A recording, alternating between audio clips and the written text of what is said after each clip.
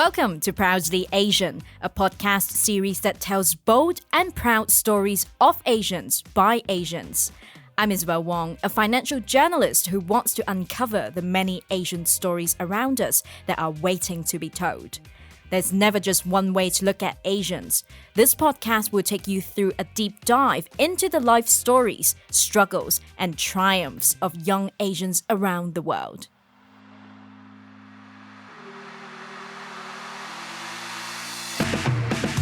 On today's episode, we have Queenie Man, the founder and CEO of Hong Kong social enterprise Project Futurus and the creator of Captain Softmeal, an initiative that empowers the elderly and those who suffer from difficulties swallowing solids with delicious texture-modified recipes. She talks to us about the importance of quality elderly care and why she turns dim sum and chicken rice into soft meals.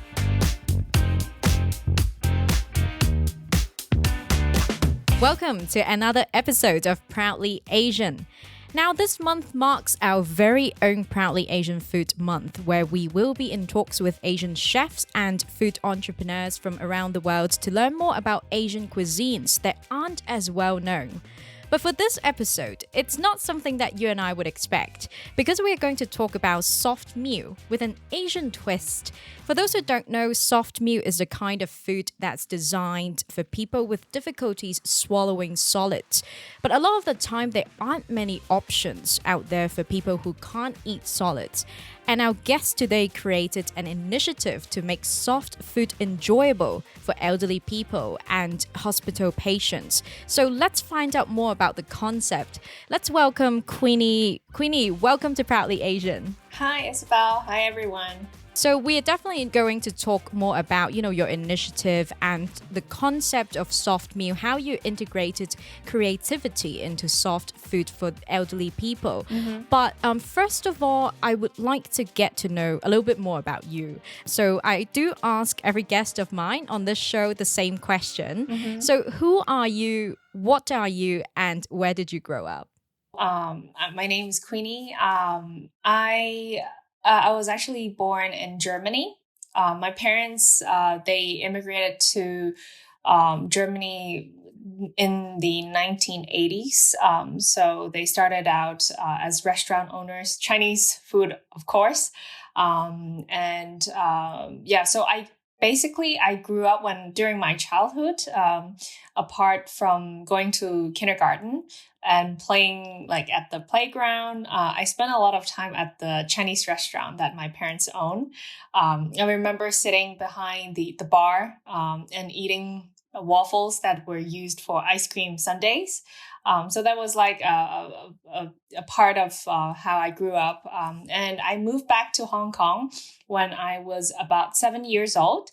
And since then, I stayed in Hong Kong, grew up here through my primary, secondary school, and went to the US for my college degree. And right around 2009, when, as everybody knows, financial crisis hit, I decided I wanted to go back home. So I moved back to Hong Kong.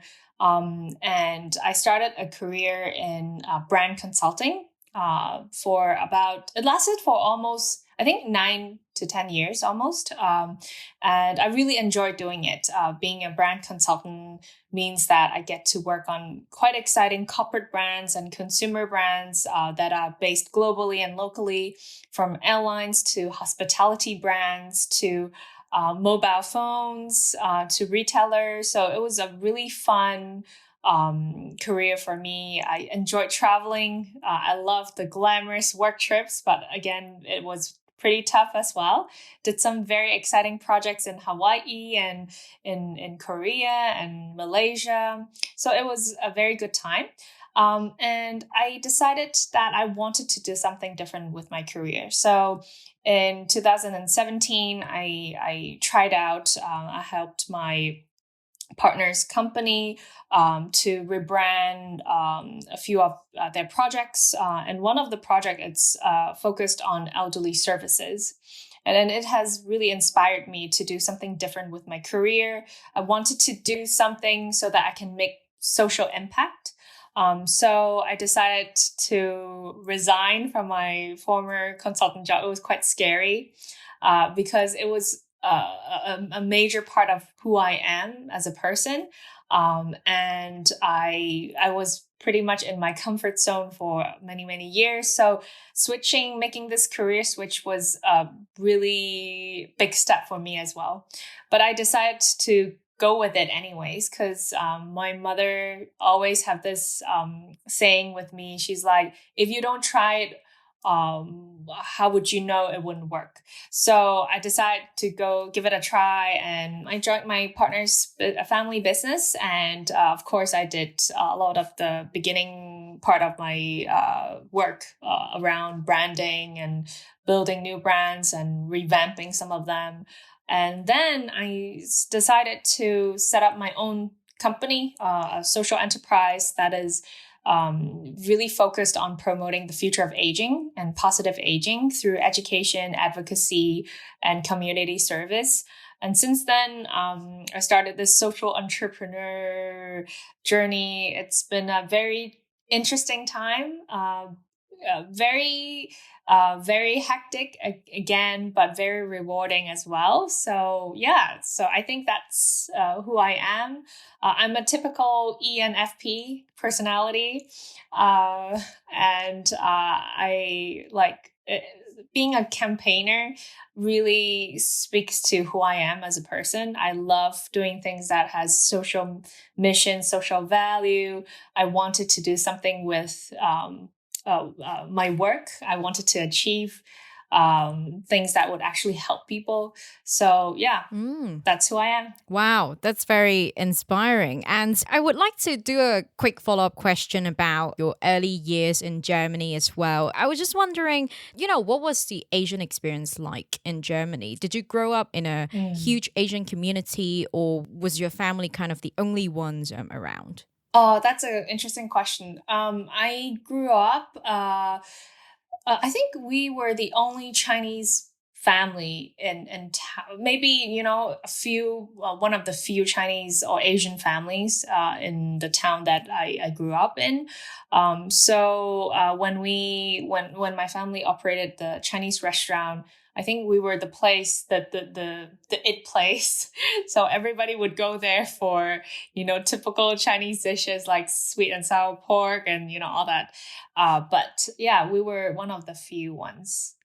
Wow. Because when I was looking through information about your project, Softmeal, I didn't even know you had such rich roots with Chinese food or Asian food as well. So we're definitely going to talk more about it later. Mm-hmm. But you did mention you made the career transition into elderly care. But I'm just wondering, if you developed the passion for elderly care around that point, or did something happen before that made you kind of got curious about the industry as well?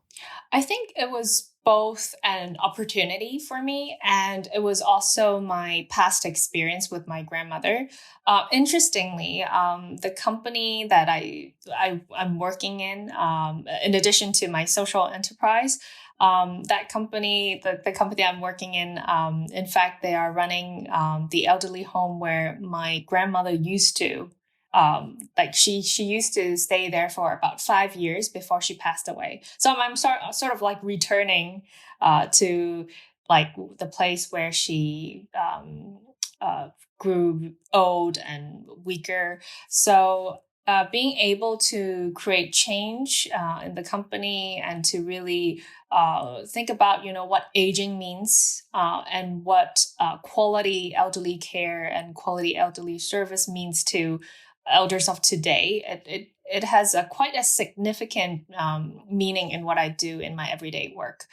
One very interesting point is that the social welfare sector, or the current sector that I'm currently working in, marketing and communications, it's highly undervalued in this sector because the work that we do are very focused on really driving social impact, But in fact, if marketing is being put into good use, for example, like social media strategy or digital marketing, I think it would really help to amplify that social message that what we are trying to do.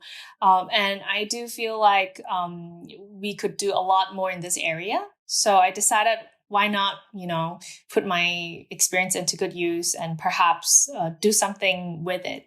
Nice. Since we're talking about elderly care, I would just like to know more about the situation in Hong Kong, right? Mm-hmm, You know, mm-hmm. what are some of the most pressing issues facing the elderly in Hong Kong currently, and what do elderly people need the most? I think when we approach aging in Hong Kong will soon face it's actually facing a rapidly aging landscape. It's estimated in about 15 years, Hong Kong will reach about, one third of its population would turn 65 and above. And that's one in every three person. They would be seniors. So I think Hong Kong, it's now faced with a landscape which that requires a lot of change, especially in the policy level. And also in how society approach aging. In the past, everybody would think, aging is just, related to the social welfare sector, to elderly services. But in fact, aging impacts every sector in our society, from housing design to urban planning to how technology is being developed these days, and economic policies and so on, and even retirement policies. Think about all of these new financial products that came out in just the past 5 years: annuity, reverse mortgage, and also people are talking about age-friendly communities. So these are some of the changes that we are experiencing and seeing at the moment, where society is trying to cope with this very important change in how our population is shifting towards to. So I guess for elders in Hong Kong, there's just a lot of issues related to it. You can approach it from a policy perspective. In the past few years, a lot of the resources has been placed on developing Geron technology. So technology that are built for elders and also elderly home operators and centers and so on, hoping that to improve the quality of life among elders. There are also new policies coming out to encourage private developers to get into the elderly service space. So there are a lot of changes going on at the moment. It's very encouraging, but definitely, I think one of the major item that I would that I think is important is how our social mindset should be shifting towards. In the past, or even in my current work, I go into a lot of schools, like secondary schools, primary schools, and even college. And I usually ask this question to a lot of students. I would ask, how old is old? And what can you immediately think of when you hear the word aging? And the immediate response coming from students would be, gray hair, weak, immobile, they're a burden to society. And basically, a lot of people approach or perceive aging as something, negative, unfavorable to society. And it often comes with all these negative stigma about aging. But if you look from a broader perspective, a lot of the people who are approaching retirement age or are going through their 60s and 70s, they are very sophisticated. They are very educated.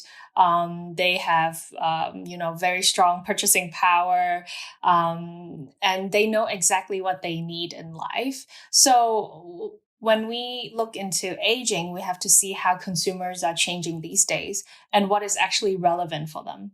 And a lot of the policies or even how products are being designed at the moment are still quite outdated. I would say there's a lot of catch up that is required to make it relevant to the consumers of today.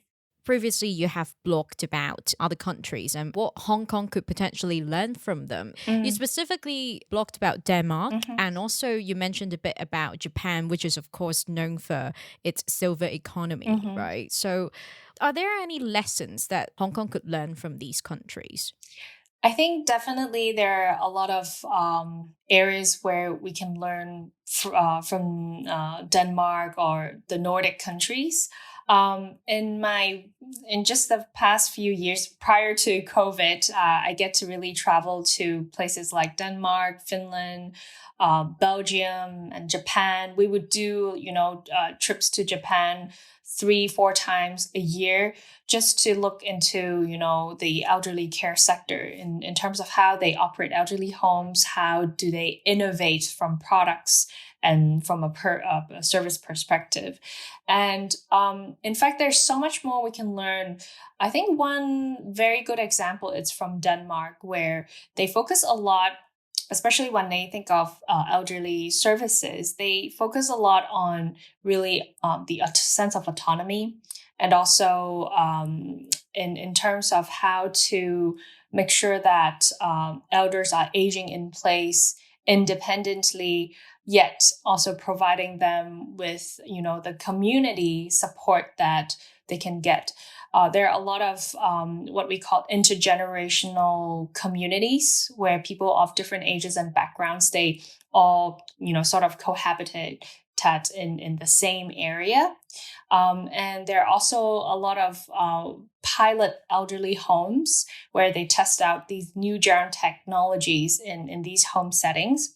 And one thing that I think we could definitely learn from, it's how inclusive they position, elders within the community.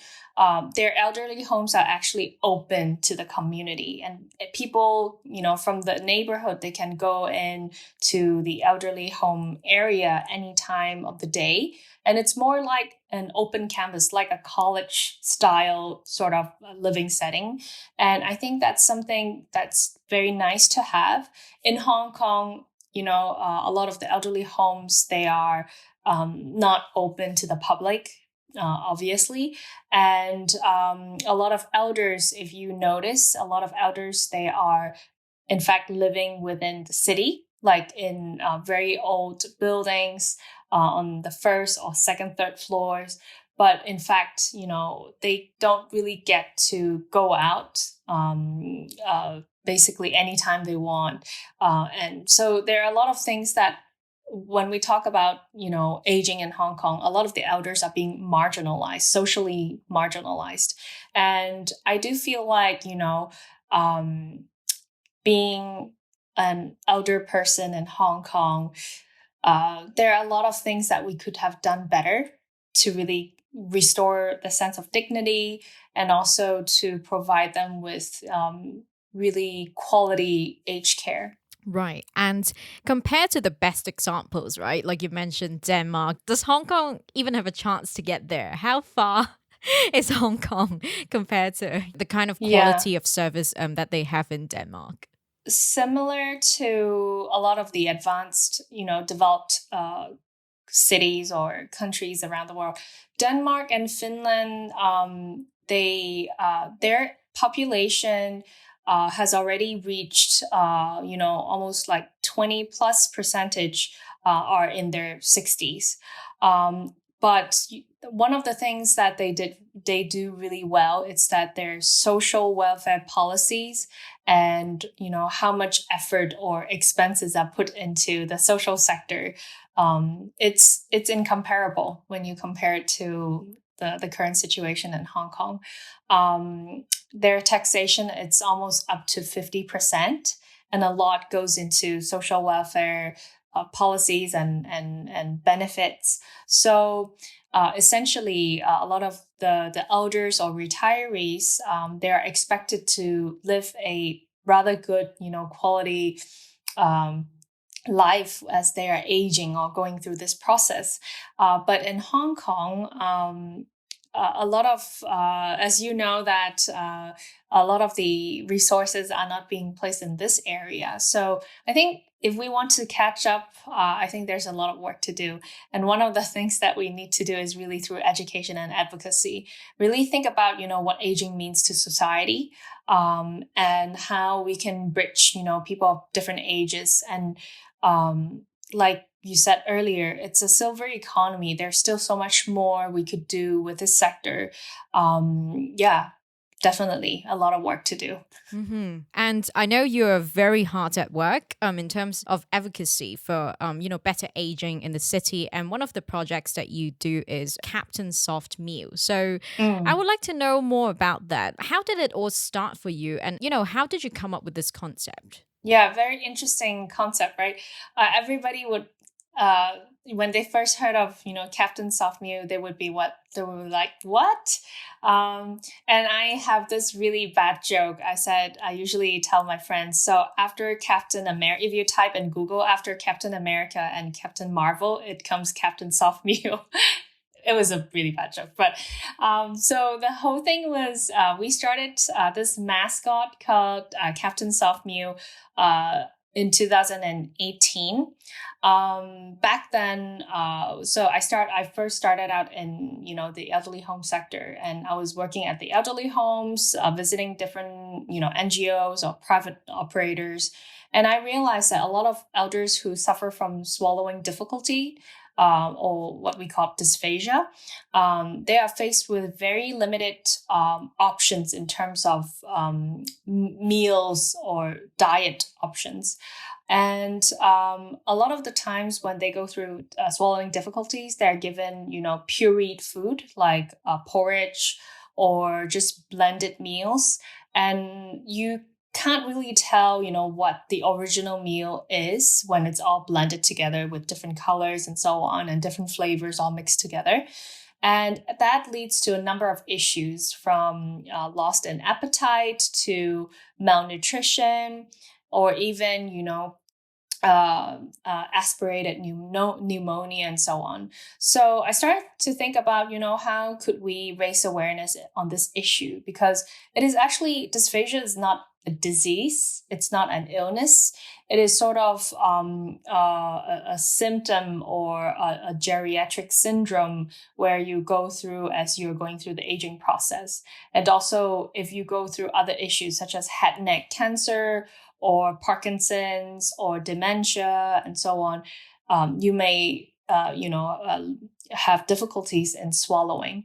So back then, there was very little information on what you could do if you have swallowing difficulties, how you could approach your meals so that it's more appetizing, or what are some of the alternative meal options out there. So there was very little information, and even if there was, it was very scattered.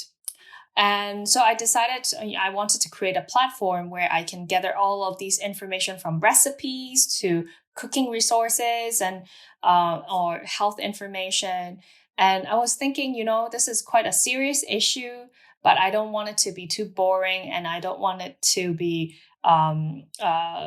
explained with a lot of medical jargon. So I decided I wanted to create something entertaining, something that would be maybe a bit funny.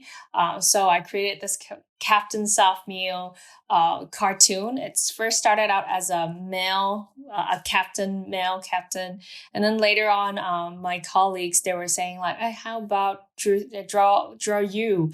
And so they started drawing this cartoon character with with silver hair, and we decided to make it into a reality. So we bought all these wigs and costumes and custom made shirts online, and I started dressing up as Captain Softmeal. And I would actually dress up in Captain Softmeal and go meet people at exhibitions, at the annual exhibitions that's happening every year, that showcases different kinds of Jaren technologies. But people would actually start talking to me and sharing with me some of the personal stories that they have with their family members who might have gone through dysphagia. So it really sort of it gave me this sense of mission and purpose. I feel like I'm sort of like a Marvel character where I feel like I need to resolve issues and need to help them. So yeah, I enjoy doing it actually, in fact. And a lot of people would message me, inbox me through Facebook or Instagram.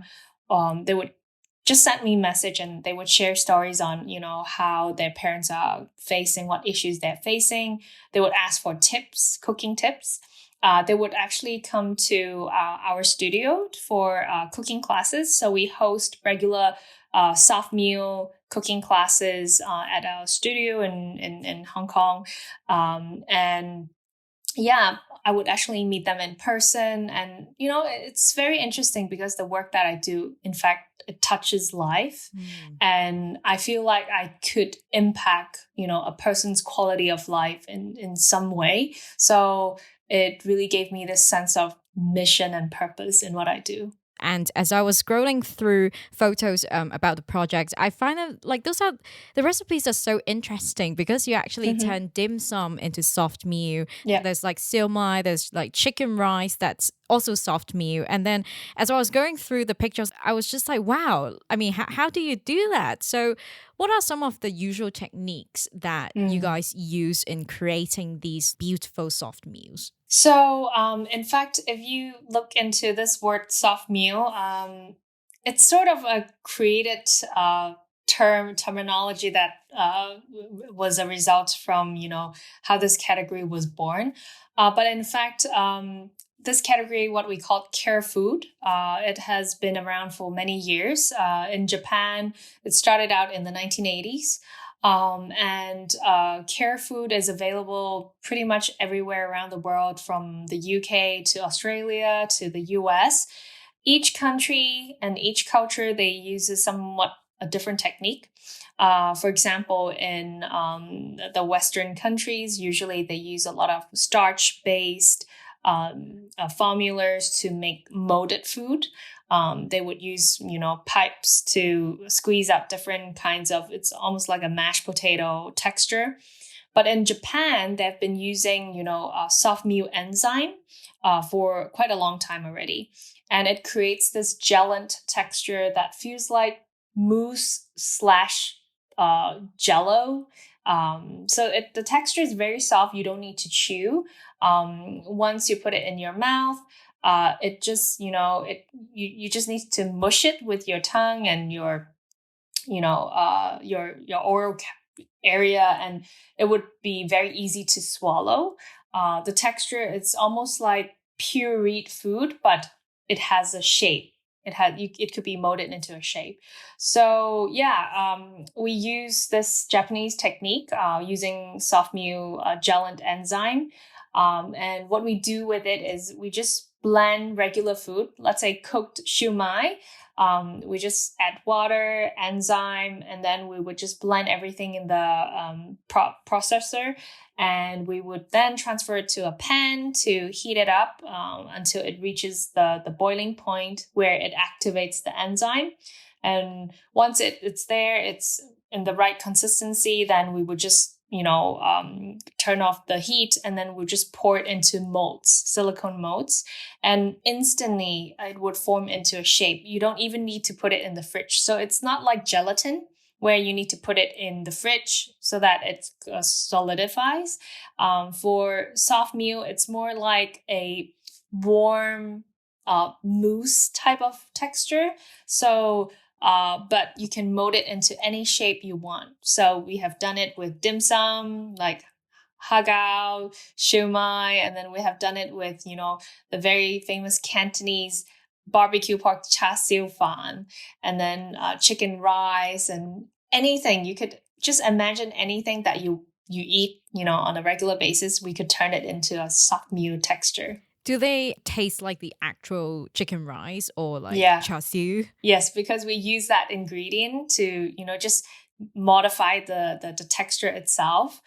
So it carries the same taste. And we try to create the exact same look. Like, for example, Siomai would actually buy modes from online, and it has the exact, pattern of a siomai. And, normally they have crab roll on top with the siomai. We would then make carrot soft meal, and we just chop it into small pieces and put it on top to just for garnishing purposes to make it look alike. Yeah. Wow, amazing. And I also know that you guys do kind of this soft meal version of beer. Yeah. Can you walk us through why? In fact, a lot of people who go through this process of dysphagia, they're not necessarily elders. They're also young people who are going through head neck cancer, who might be suffering from swallowing difficulties. So we had the idea of, why not we turn these, regular food young people or just any adult would eat, turn it into soft meal version. And it's actually very easy to make as well. So we decided to make beer soft meal. We have done it with wine. We have done it with just a yakiniku beef slice and takoyaki, the octopus balls. So you can turn anything into soft meal as long as you want. And I know you also hosted some events, which around 18 sessions of immersive dim sum workshops for over 300 elders living at elderly home and daycare centers. So what was the most popular dish among the elders? Actually, the most popular dim sum is siomai. That's number one. And the second one is barbecue pork chang fan, rice roll. So the traditional Cantonese rice roll. So basically the project, the name of the project, it's called Sensory Restaurant on Wheels. So imagine restaurant on wheels, a restaurant traveling everywhere. But in fact, it's an immersive sensory restaurant. So the entire project, it's a year-long project that is funded by the Social Innovation Fund in Hong Kong. And it was our first funded program. And we had the opportunity to really recreate the nostalgic old tea house dim sum experience for elders who are living with dementia. So if elders are going through dementia, a lot of times, people would use traditional therapeutic methods to sort of stimulate their senses to help them, recall certain memories. But we feel that, dim sum plays a huge part in, elders' life, especially in, the Chinese culture. So we decided to do this mobile restaurant where all of our colleagues, they're almost like cast members. They were dressed in, I'm usually the restaurant manager. I have a host in Chinese called Ziha. So it's basically the host with the qipao welcoming you at the front reception. We also have a chef. And then we have numerous fogey, so basically waiters, but in more of the traditional style. So everybody have a lot of fun playing their part. And in fact, because we put up a sensory immersive experience, we have all these backdrops. So we set it up with the traditional backdrops. We have props. We use old school teapots and cups and plates and so on, and we play a remix tape that we created, our intern created. So it's a remix tape of different Chinese nostalgic songs, and it really reminded them of the old tea house experience. So a lot of elders, they approach our receptionist, and they would say, because she's always dressed in a red qipao, and they would approach her and say, "Are you getting married today? Congratulations!" They would even They would even, they wanted to take away all these really old teapots because they thought it was, the items that they used to own. It really recall memories and even, muscle memories. They would remember how to, how in Chinese we would knock our fingers on the table when someone poured tea for us as a sign of, saying thank you. All these body memories, muscle memories would come back to them as soon as they're seated. And as soon as they can hear the music, they can hear us shouting, Ha Gao dim sum, and then Shu Mai dim sum, they would just, relive all these memories, and it brings them back. It really gives them a lot of flashback memories. They would suddenly tell me their experience having dim sum 60 years ago, in Kowloon. So it really was a very, very positive experience for everyone, from the elders, from to ourselves, and also to the elderly home operators. It's a really great opportunity, and especially in COVID times, where elders, they don't really get to go out at all, and they haven't seen their family for such a long time. Being able to bring the entire restaurant experience into the elderly home was really, really fun, and they really appreciate, the whole session. And at the end of each session, they would just, they would know how to wave the dim sum card, to ask the restaurant manager to come, pay. They would remember to pay, and they insisted to pay, even though, we would say, oh, don't worry, it's our first day of operation. It's, you're being the elderly home. Yeah, the guinea pigs. And the elderly home superintendent already, they're treating you guys for free, but they still insist to pay. So it's really fun. Wow, I mean, it's such a meaningful program. So, what's your plan for Captain Softmeal? Do you hope to extend this program, or can we see these really creative soft meals, let's say, hitting the stores and supermarkets anytime soon? Well, I think for us, our focus is really to help empower caregivers and the community through education. So we would continue to host all these soft meal cooking workshops.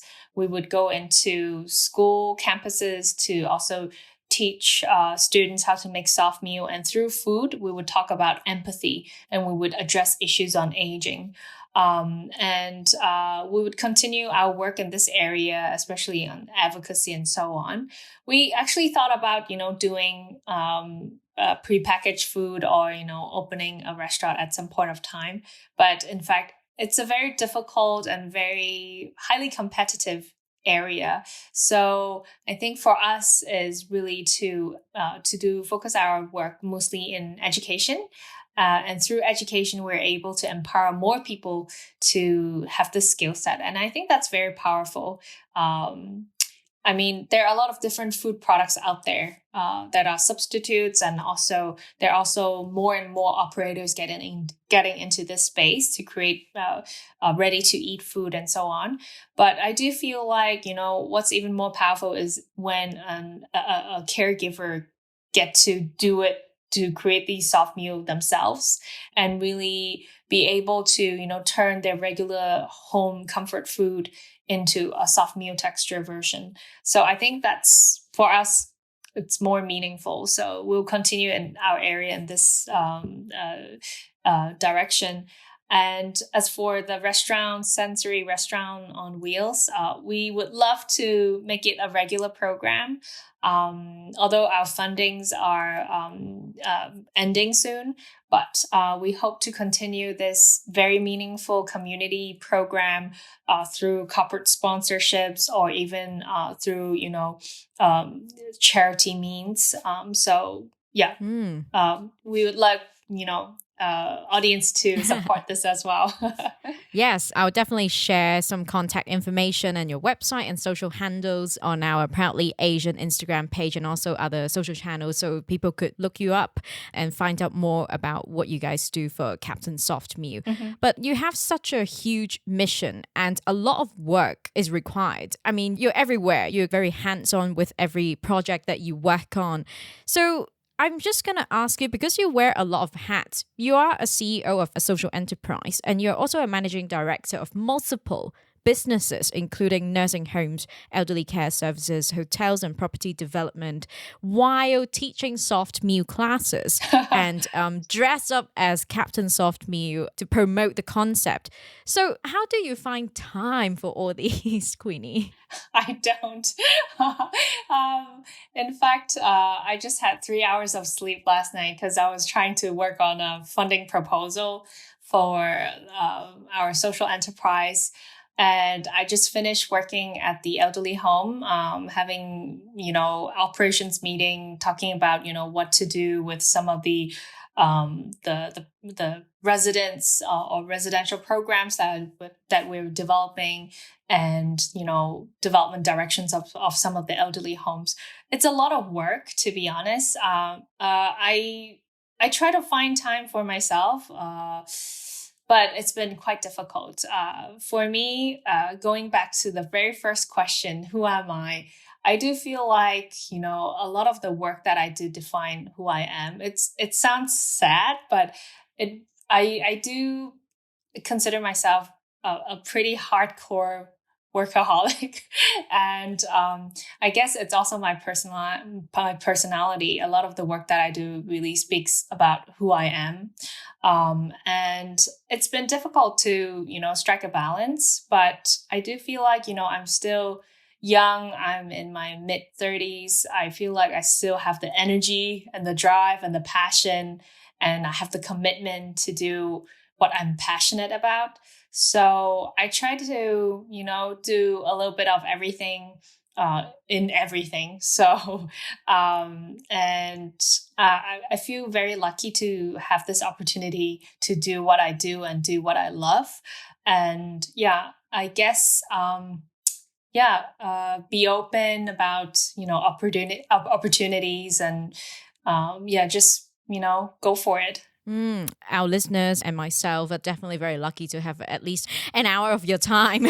uh, but of course, sleeping on 3 hours, regularly, your That's head bad. could turn into mush very quickly. So, That's right. how do you keep your mind sharp and clear? And do you ever find any ways to de-stress?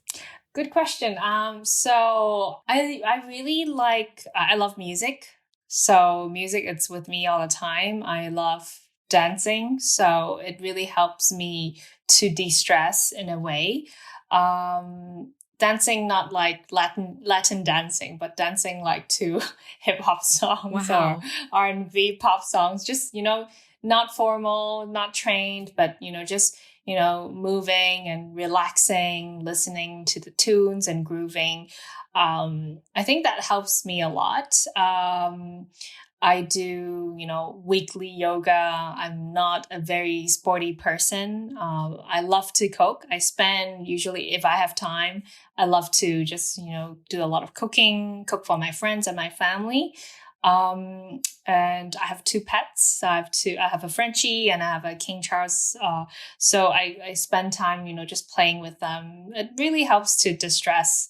And it's not sexy. I love to watch TV. So I love K-drama. And so when I get time, I usually, tune into, I would just binge watch like probably like the entire season, usually in a few nights. But that's a way for me to de-stress. I don't do a lot of, sexy distressing activities. To me, those are pretty sufficient already. Yeah. Give me my Netflix time. So yeah, that's very important. I'm guilty of that as well. I like binge watching, and that's normally how I brainstorm for new ideas when I'm like watching mindless TV programs. That's right. Yeah, and now it's time for us to move on to the next segment, which is called Rapid Bias. And in this segment, I'll be asking my guests biased questions they got asked at some point in life. And in Queenie's case, some common biases about female leaders and the elderly. So, Queenie, are you ready? Yes. Okay, first question. Queenie, you look too young to be working in the elderly care industry. Being in this industry of elderly care, there isn't really an age limit, to be honest. And I feel like sometimes we put too much emphasis on, what age means, and we put too much emphasis on the number itself. Age is just, it's just a number. It doesn't define who you are.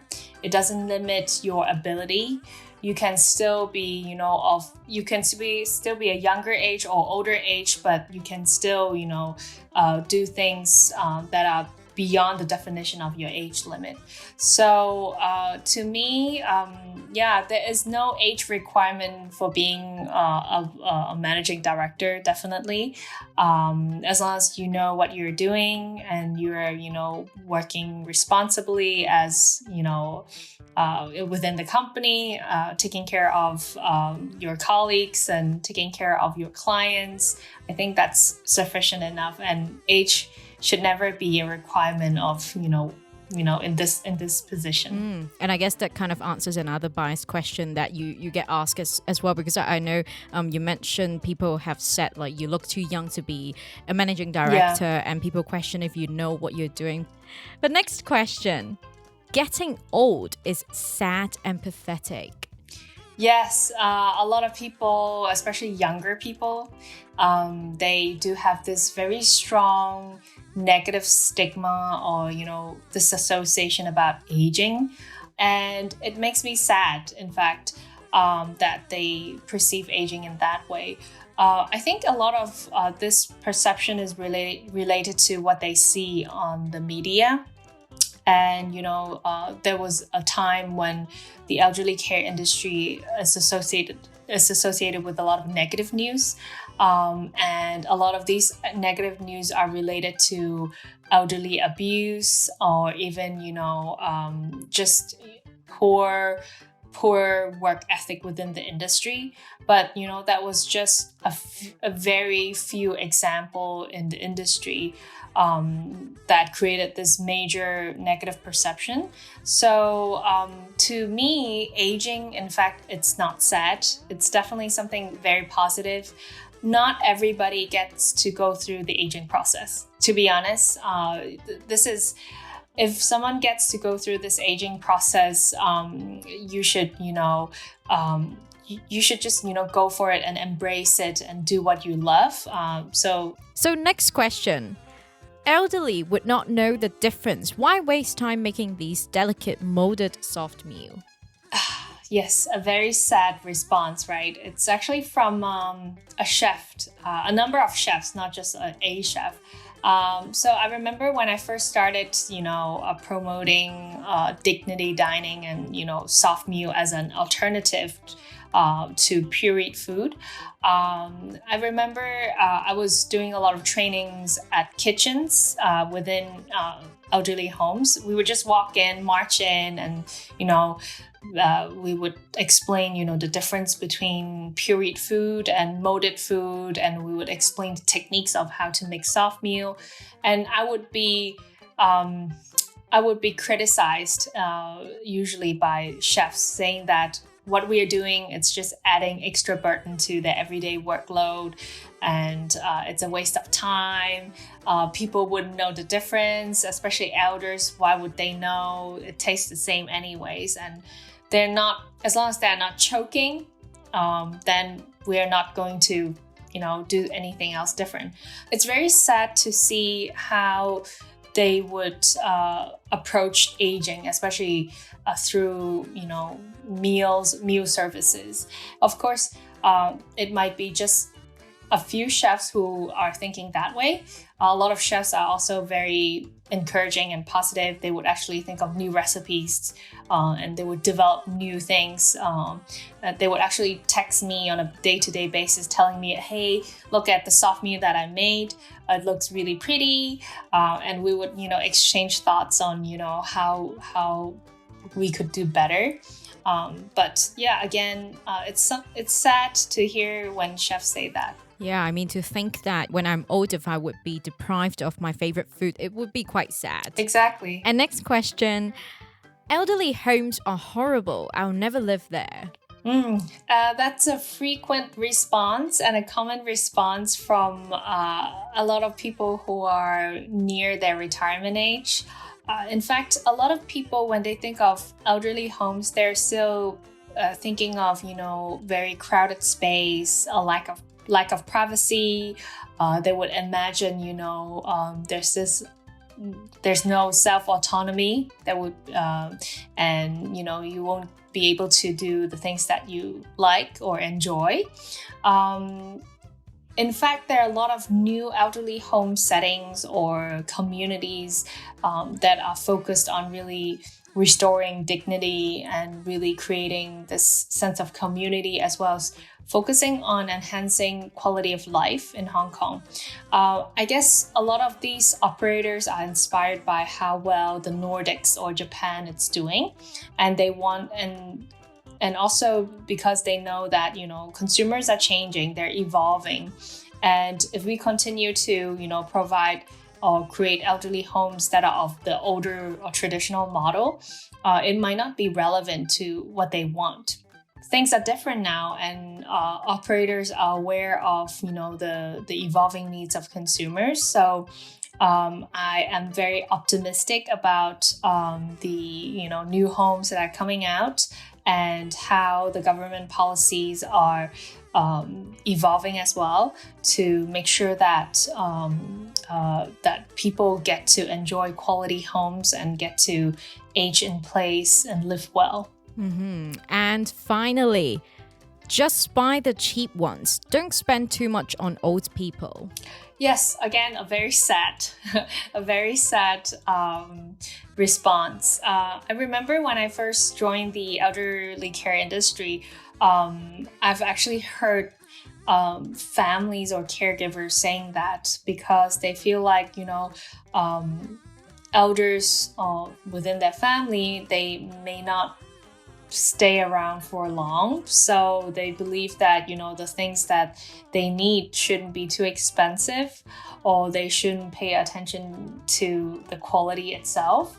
But in fact, a lot of the consumers these days, they are actually the end user themselves. So they would actually really do a lot of information search prior to their purchase.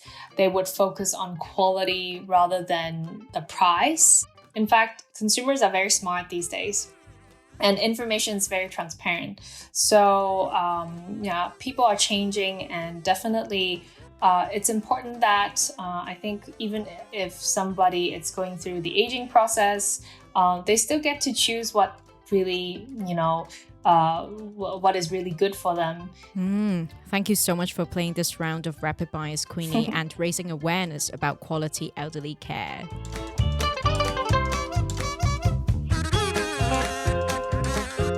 And for the conclusion of the episode, previously we mentioned we would like to share some of the information about your social handles or your website, about Captain Softmeal and the projects that you work on. So for those who would like to learn more about your work, where can they find you?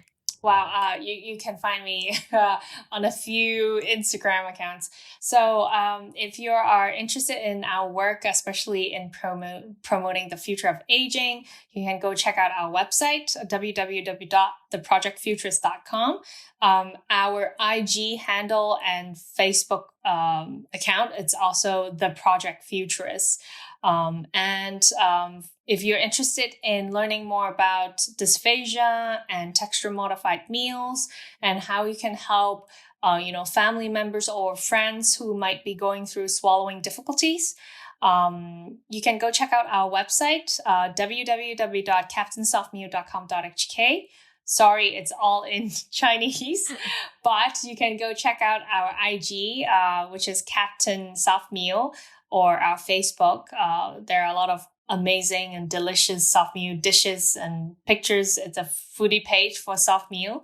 So yeah, go check it out and like and subscribe and follow us. Amazing. And finally, Queenie, what does it mean to be proudly Hong Konger? Wow. I think for me, even though I was born in Germany and my family is pretty non-traditional, but I do feel like, Hong Kong, it's definitely a home to me.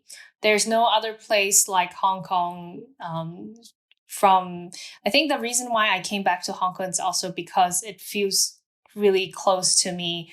My family lives here. I love the food here. I remember every summer when I, returned from the US, I couldn't wait, but I had to have the char siu fan, the char siu rice at the airport. That is like my comfort food upon arrival. So to me, food, it's a very important part of my culture, Chinese food, Cantonese food.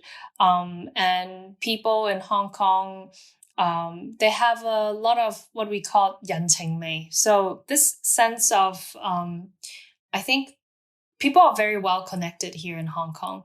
And this sense of connection really creates this sense of home to me.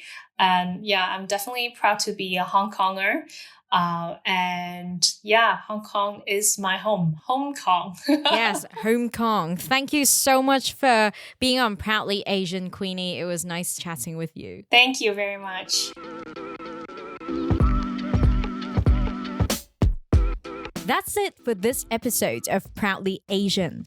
Don't forget to follow us on Instagram at proudly.asian for more content. We are on Spotify, Apple Podcasts, and YouTube. Leave us a 5-star review on wherever you get your podcasts. Thanks for tuning in and signing off for now. I'm Isabel Wong.